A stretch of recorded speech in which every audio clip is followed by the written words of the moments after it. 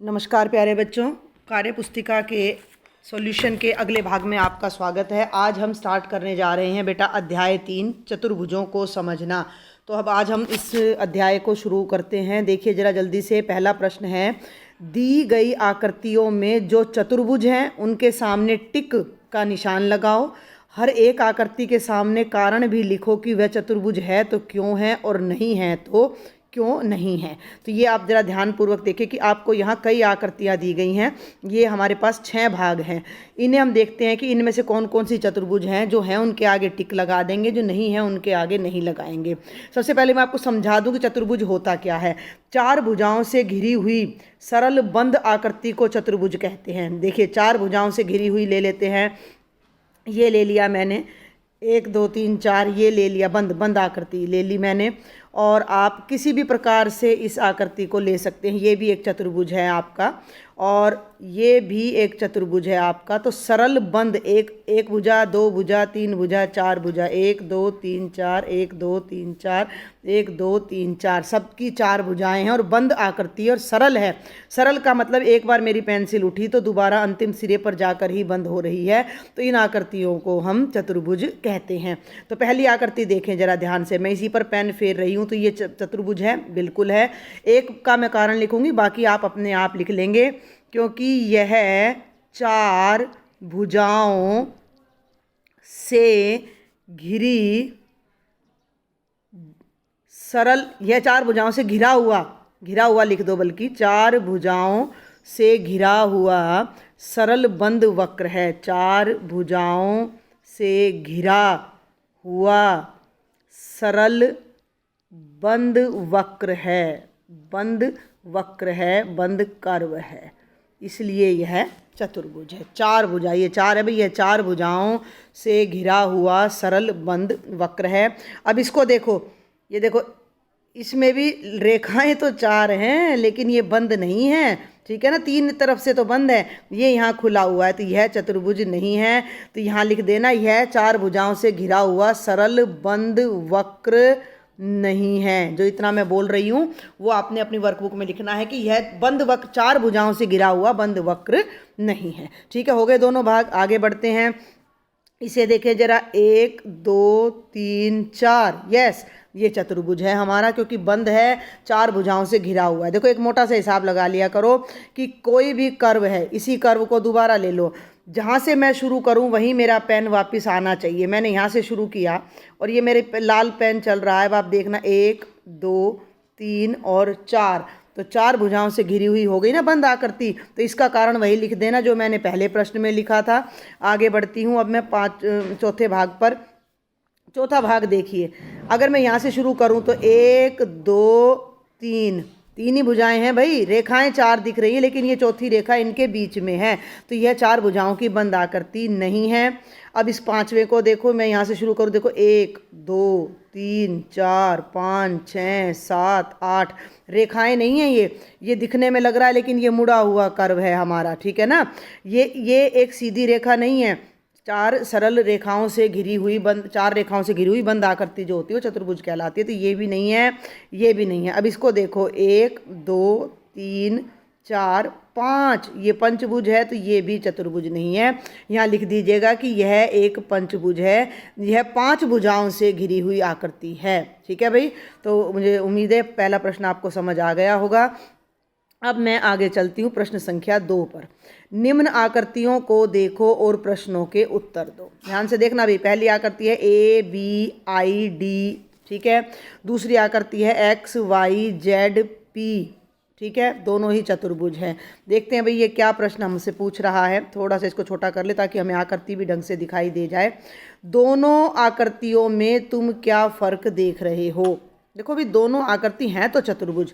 ये देखो, मैं सी से, सी है, आई नहीं है भाई, ये सी था, सी से शुरू किया, CDAB और वापस सी पर आ गए, तो ये 4 भुजाओं से घिरी हुई बंद आकृति हो गई।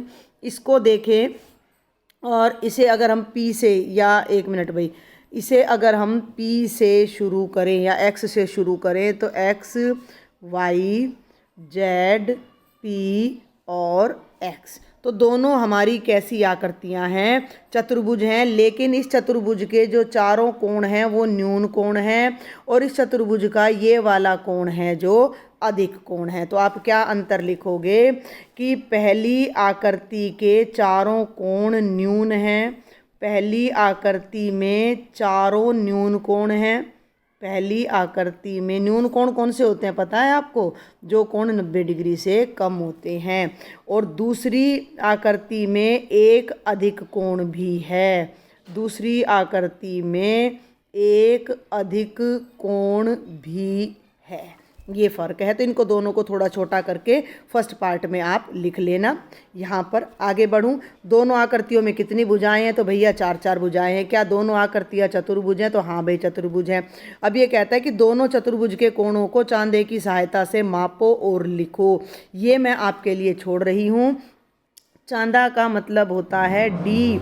डी की सहायता से आपने इन कोणों को मापना है और लिखना है। तो आपको जो रिजल्ट आएगा वो मैं आइडिया यहाँ बता देती हूँ कि ये जो आपके चारों कोण हैं, ये जो आपके चारों कोण हैं ये वाले, ये आपके 90 या 90 से कम आएंगे आपके, ठीक है, न्यून कोण आएंगे, 90 होंगे, बल्कि ये चारों मुझे बराबर लग रहे हैं। तो ये चारों कोण 90 के आएंगे और इसमें ये वाला कोण जो है वो 90 से अधिक आएगा। ये 90 से कम आएगा, ये 90 से कम आएगा, ये 90 से कम आएगा, लेकिन जो जेड पर कोण बन रहा है ये 90 डिग्री से अधिक आएगा। ठीक है, तो मैं उम्मीद करती हूँ कि कोणों को तो आप माप कर यहाँ लिख ही लीजिएगा। चारों कोण माप कर आप यहाँ लिख लीजिएगा। आगे बढ़ते हैं।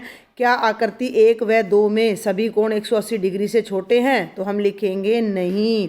आकृति 1 में तो सारे 180 से छोटे, 90 से नहीं, 180 से छोटे। लेकिन आकृति 2 में, आकृति नंबर 2 में जो कोण जेड है वह 180 डिग्री से बड़ा है, वह 180 डिग्री से बड़ा है। ठीक है, 180 डिग्री से बड़ा है। आगे बढ़ूँ मैं। अगला भाग क्या कहता है कि आकृति 1 में, ये देखो फिर से आकृति दोबारा आ गई हैं।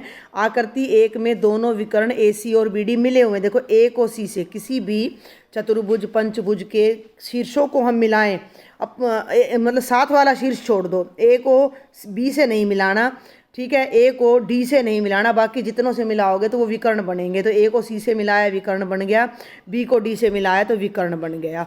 ठीक है, कि दोनों विकर्ण मिले हुए हैं।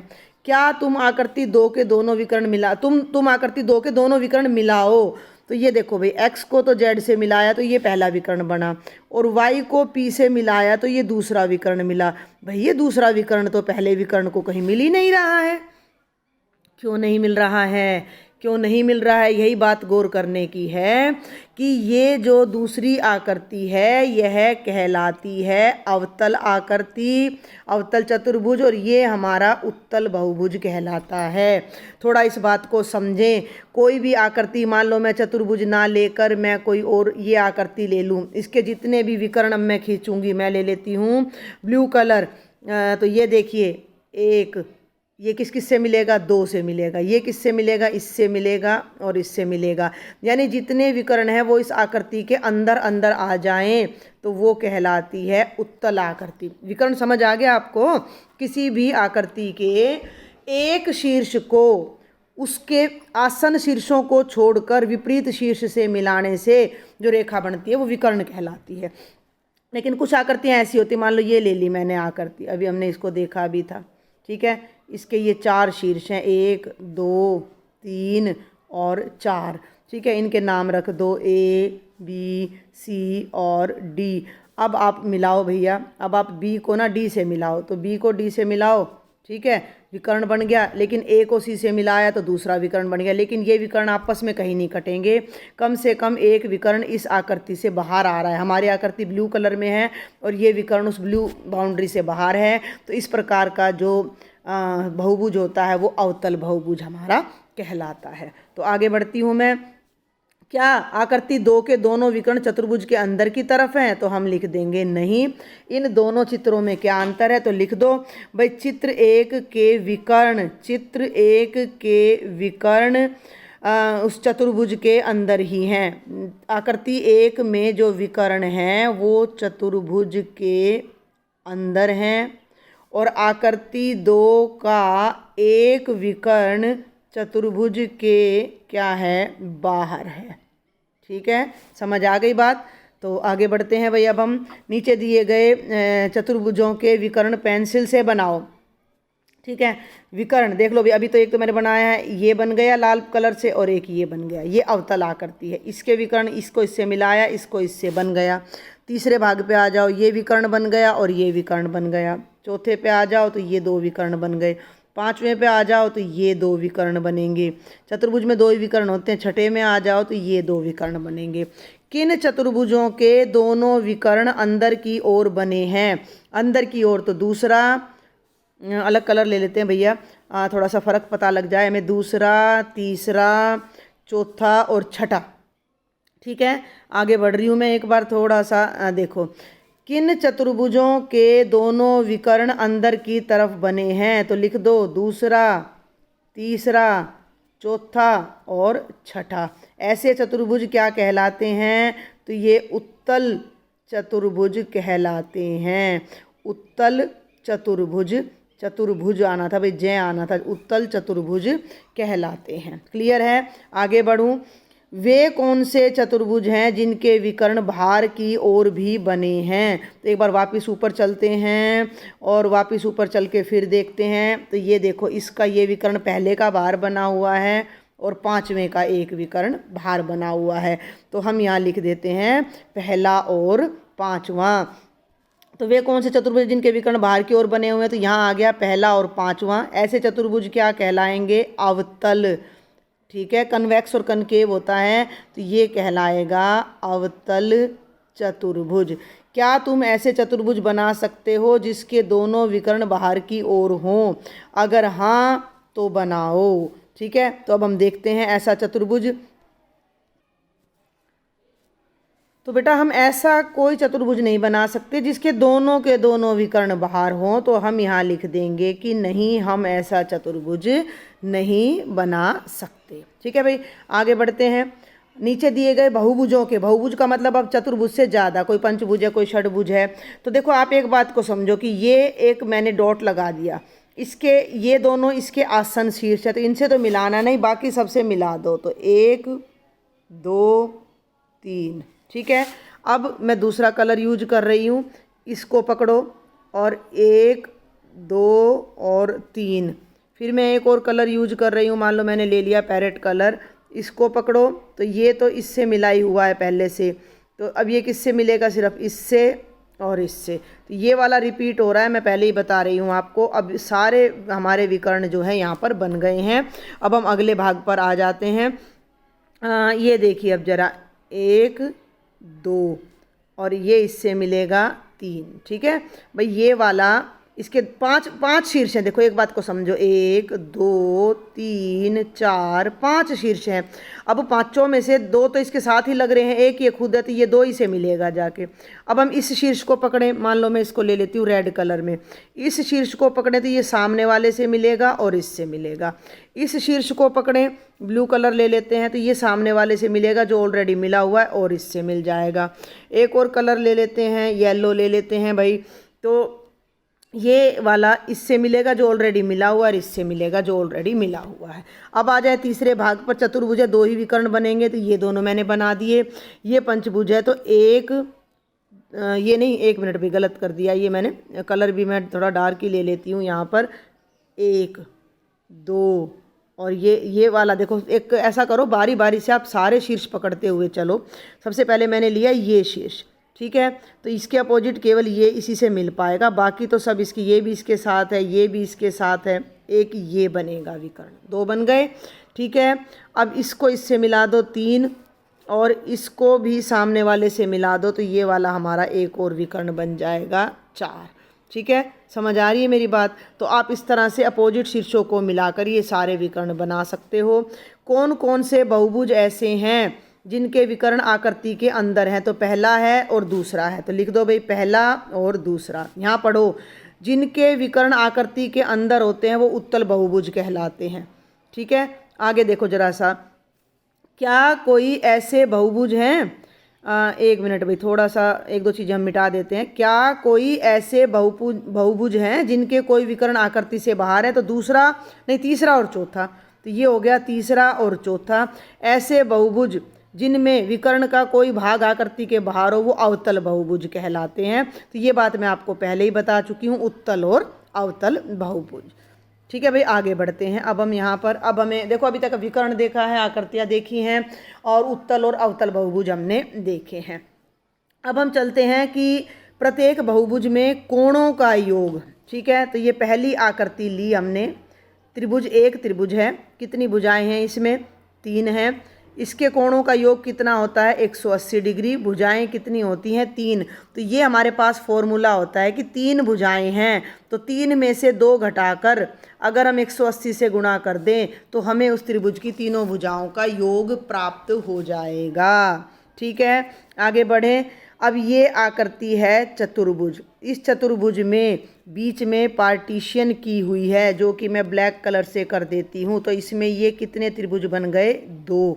ठीक है, 2 त्रिभुज बन गए तो दोनों त्रिभुजों को मिलाकर कोणों का योग कितना हो जाएगा? 2 गुणा 180 यानी 360। लेकिन अब हमारे पास एक शॉर्ट ट्रिक आने वाली है। क्या? इस आकृति में भुजाओं की संख्या कितनी है? 4। 4 में से 2 घटाकर 180 से गुणा कर दो। 4 में से 2 घटाओगे 2 आएगा, गुणा में 180 कितना हो गया? 360। यानी चतुर्भुज के आंतरिक कोणों का योग होगा 360। अब हम तीसरी आकृति पर चलते हैं। ये पंचभुज है, देखो 1 2 3 4 5, ये है पंचभुज। पंचभुज में एक लाइन यहाँ खींची, एक लाइन यहाँ, तो 1 2 और 3 त्रिभुज बन गए। कितने त्रिभुज बन गए? 3। तो इसके सारे कोणों का, पंचभुज के पांचों कोणों का योग होगा 3 गुणा 180 यानी कि 540 डिग्री।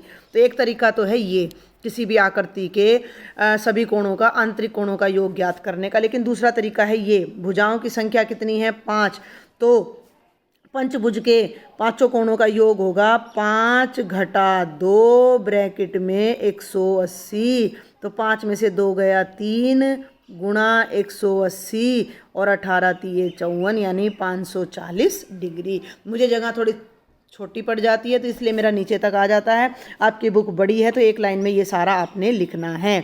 चलिए आगे बढ़ते हैं। अब हम पंचभुज तक मैंने कर लिया है, षडभुज पर अब हम आ जाते हैं। तो देखिए इसके अंदर आपके कितने त्रिभुज बनेंगे? 4 त्रिभुज बन जाएंगे। मान लो एक पार्टीशन यहाँ कर दिया मैंने और एक पार्टीशन यहाँ कर दिया मैंने, तो और एक नहीं, एक मिनट भाई, हम एक ही टाइप के विकर्ण एक ही जगह से हम लेकर चलते हैं। विकर्ण 1 2 3, ठीक है। तो त्रिभुज कितने बने? 1 2 3 4 त्रिभुज बन गए 4।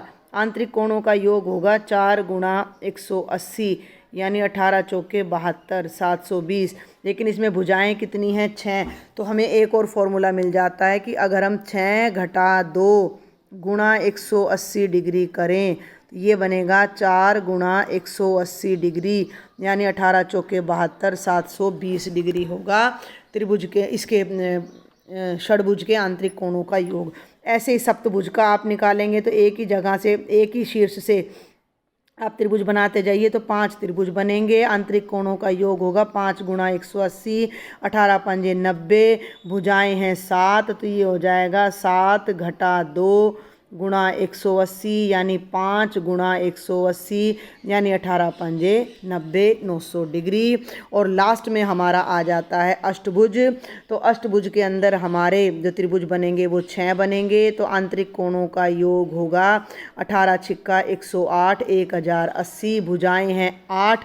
तो एक फॉर्मूला और निकलता है 8 घटा 2 गुणा 180, ये 1080 ही आ जाएगा। ठीक है, तो ये टेबल आप अपनी फिल कर लेंगे। अब हम आगे बढ़ते हैं। यहाँ वो जो नियम आया है ना, वही अब हम यहाँ पर एक बार देखने जा रहे हैं। किसी बहुभुज में त्रिभुजों की संख्या भुजाओं की संख्या से कितनी कम है? अभी अभी आपने टेबल भर ली है अपनी, मैंने तो डिलीट कर दी है। तो आप देखें कि चतुर्भुज में 4 भुजाएं थी तो त्रिभुज कितने निकल रहे थे? 2। बहुत ध्यान से समझना, देखो 1 और 1 2। पंचभुज में कितने त्रिभुज निकल रहे थे? 1 2 3। पंचभुज में कितने त्रिभुज निकल रहे थे? 3। षडभुज में कितने त्रिभुज निकल रहे थे? 4। अर्थात किसी भी बहुभुज में जितनी भुजाएं हैं उससे 2 कम त्रिभुज निकल रहे थे। अगर किसी बहुभुज में भुजाओं की संख्या 20 है तो त्रिभुजों की संख्या कितनी होगी? 20 से 2 कम यानी कि 18। अगर बहुभुज में n भुजाएं हों तो त्रिभुजों की संख्या कितनी होगी? तो n से 2 कम। मतलब क्या है कि जितनी भी भुजाएं हैं उनसे 2 कम हमने कर देना है, तो उस आकृति में इतने ही त्रिभुज हमें प्राप्त हो जाएंगे। अब देखो n भुजा वाले बहुभुज में कोणों का योग क्या होगा? तो जितने त्रिभुज निकलें उनको 180 से गुणा कर दो। तो n भुजाएं हैं, त्रिभुज निकलेंगे n घटा 2 और उसको गुणा कर दो 180 डिग्री से। ये हमारे पास फॉर्मूला भी होता है जो हम बड़े बड़े टेस्ट में भी यूज़ करते हैं कि अगर किसी त्रिभुज में n भुजाएं हैं तो उस त्रिभुज के आंतरिक कोणों का योग कितना होगा? n घटा 2 गुणा 180 डिग्री। ठीक है, तो ये हमें एक शॉर्टकट मिल जाता है आंतरिक कोणों का योग ज्ञात करने का। आगे बढ़ते हैं भैया। अब हम ये देखो भैया, अब एक बार संजय, गौरव और अमन ने बहुभुज के कोणों का योग कुछ इस प्रकार निकाला। ये संजय ने, तीनों को एक जैसा बहुभुज मिल रहा था। संजय ने क्या किया? संजय ने एक लाइन यहाँ खींची, एक यहाँ खींची, एक यहाँ, उसने बना दिए 5 त्रिभुज, 1 2 3 4 5, और उसने लिख दिया 5 गुणा 180 900 डिग्री। इसने कुछ भी नहीं किया, गौरव ने सिर्फ भुजाएं गिनी 1 2 3 4 5 6 7। उसने क्या किया? भुजाओं की संख्या में से 2 कम किया, यानी 7 में से 2 कम किया, 5 आया, और 5 को 180 से गुणा किया तो 900 डिग्री आ गया। ठीक है। और अमन ने क्या किया कि 2 ही लाइनें खींची तो 4 त्रिभुज बने और उसका जो योग आया 4 गुणा 180 720 आया। अब इनमें से ठीक कौन सा है? इनमें से ठीक कौन सा है? एक ही बहुभुज के, थोड़ा और ऊपर ले लेते हैं भाई, एक ही बहुभुज के कोणों का योग तीनों ने अलग अलग तरीके से निकाला है। बताओ उन्होंने यह कैसे किया, और यह भी बताओ कि सही किया या गलत। तो आपने ये जो बातें अभी हमने डिस्कस की हैं कि संजय ने इसमें 5 त्रिभुज बनाए, ठीक है, और त्रिभुज के कोणों का योग, एक त्रिभुज के कोणों का योग 180 होता है, तो 5 का कोण हो गया 900 डिग्री योग। इसको आप यूं का यूं संजय के सामने उतार देना, इसको यूं का यूं गौरव के सामने उतार देना, और इसको यूं का यूं तीसरा बच्चा क्या है, उसके ना अमन है शायद, उसके आगे आप उतार देना। ठीक है। अब आपने ये बताना है कि संजय सही है, गौरव सही है, लेकिन अमन गलत है। अमन गलत है। अमन क्यों गलत है? क्योंकि उसने कुछ त्रिभुज वहाँ पर छोड़ दिए हैं। अमन ने कुछ त्रिभुज छोड़ दिए हैं, इस वजह से उसका यह सही नहीं बन रहा है। ठीक है। इसको इसने यहाँ मिलाया तो एक त्रिभुज बनता है, और इसने इसको यहाँ मिलाया तो एक त्रिभुज बनता है 2, एक त्रिभुज उसका यहाँ बन रहा है 3, और एक त्रिभुज यहाँ बन रहा है 4।